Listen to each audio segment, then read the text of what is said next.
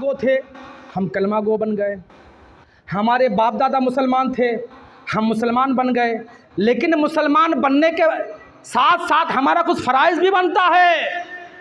आज हमारे नौजवान हैं, मोबाइलों को लेकर के रातों दिन बिज़ी रहते हैं।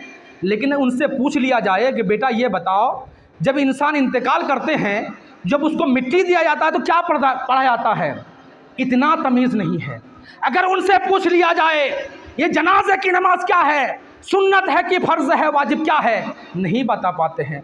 मस्जिद में आते हो तो मस्जिद के अंदर आने का तरीका क्या है, नहीं मालूम है। मस्जिद के अंदर दाखिल होने की दुआ क्या है, नहीं मालूम है। मस्जिद से बाहर जाने की दुआ क्या है, नहीं मालूम है। मेरे भाइयों, मेरे दोस्तों, मोबाइल तुम्हारे हाथों पे है। अगर तुम सीखना चाहो तो सब कुछ सीख सकते हो।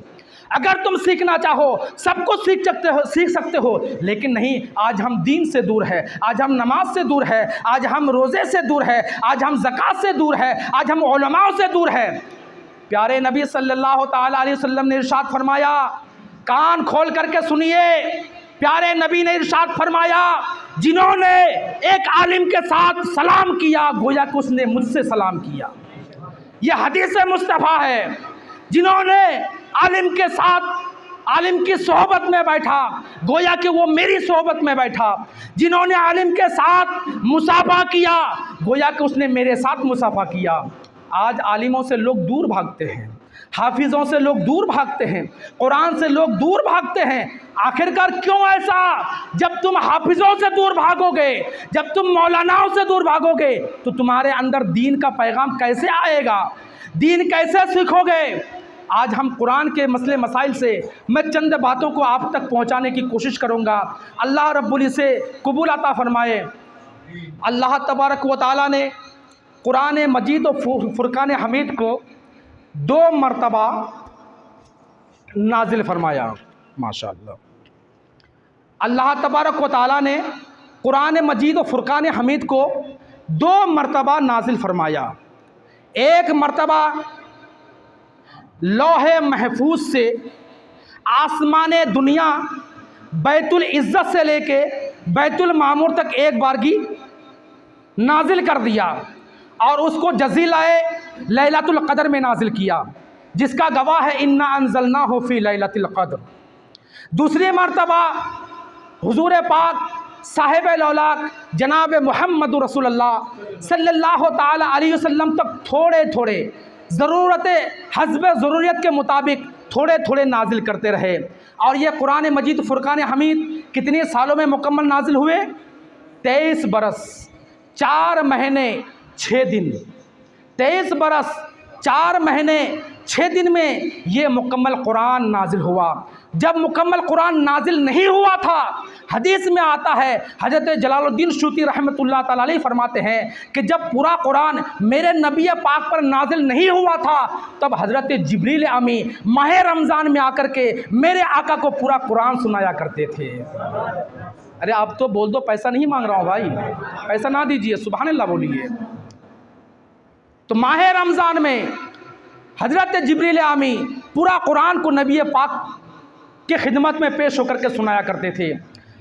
अब ये बताइए, जब कुरान नाजिल हुआ, बहुत अहम बात बताने जा रहा हूँ और इस बात को आप लोग ज़हन नशी कर लें। बहुत ज़रूरत है इस बातों की जो मैं आप लोगों के सामने पेश करने जा रहा हूँ। सबसे पहले जब कुरान नाजिल हुआ, सबसे पहले कहाँ पे नाजिल हुआ? मक्का शरीफ में। कहाँ नाजिल हुआ? मक्का शरीफ में।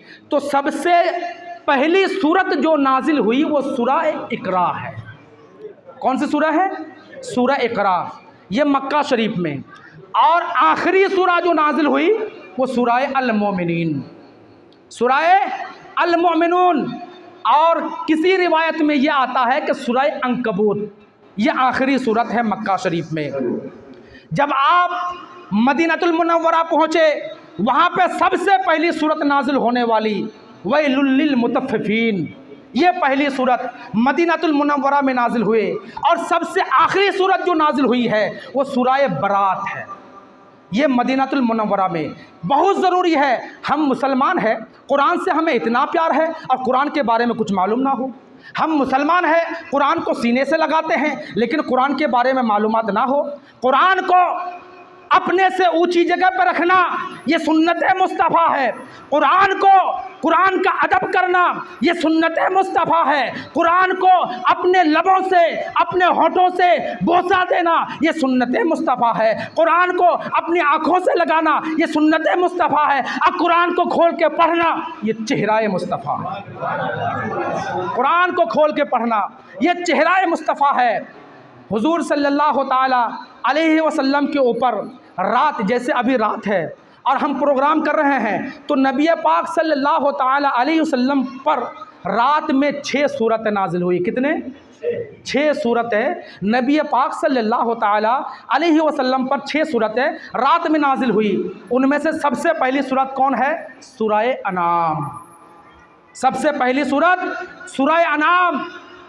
حضرت ابن عباس رضی اللہ تعالی عنہ سے روایت ہے، فرماتے ہیں نبی پاک صلی اللہ تعالی علیہ وسلم کا ارشاد مشکبار ہے کہ جب سورہ انعام کا نزول ہوا تو سورہ انعام کو حضرت جبریل امین لا رہے ہیں، ان کے ساتھ 70,000 فرشتے، 70,000 فرشتے اللہ کی تسبیح و تقدیس بیان کرتے ہوئے بلند آواز میں پڑھتے ہوئے نبی کی بارگاہ میں لے کے آتے ہیں اور آپ کے اوپر سورہ انعام کو نزول کرتے ہیں۔ بولیے۔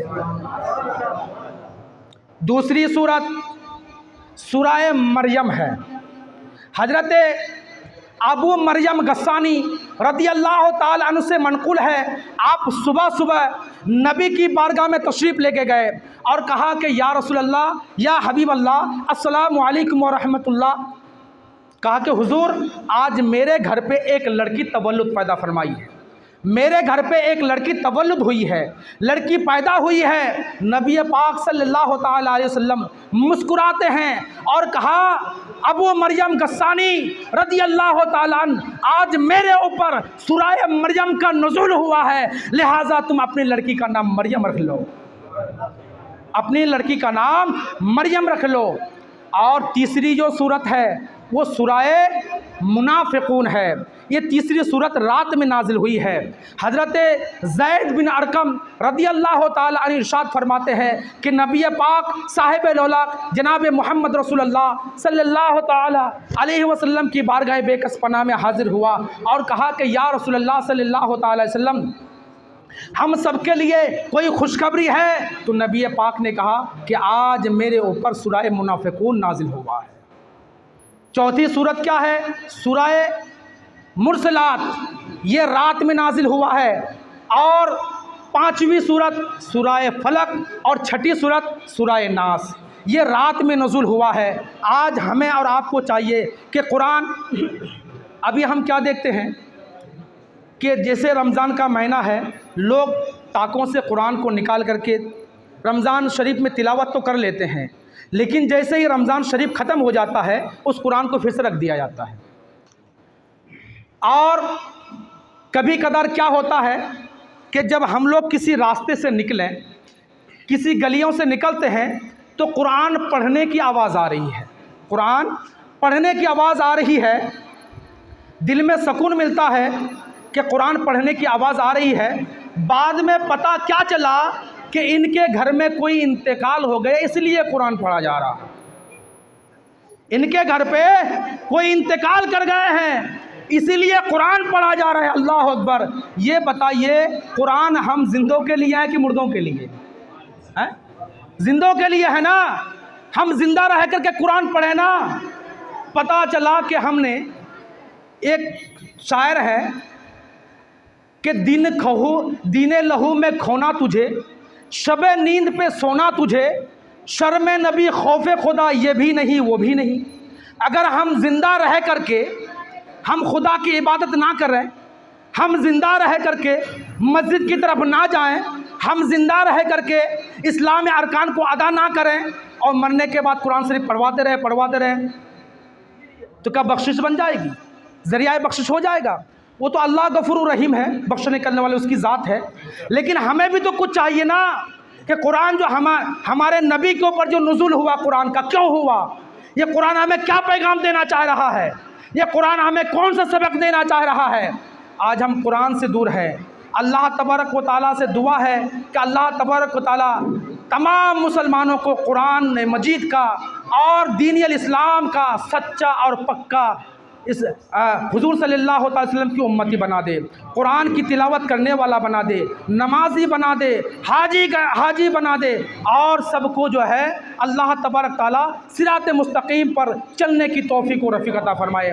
حضرات، ابھی ہمارے مسجد کے امام صاحب بیٹھے ہوئے ہیں، اور میں آپ سے بھی دعوت کروں گا کہ آپ آئیں، چند قیمتی باتیں آپ بھی آ کر کے ہم سبوں کے سامنے رکھیں۔ تو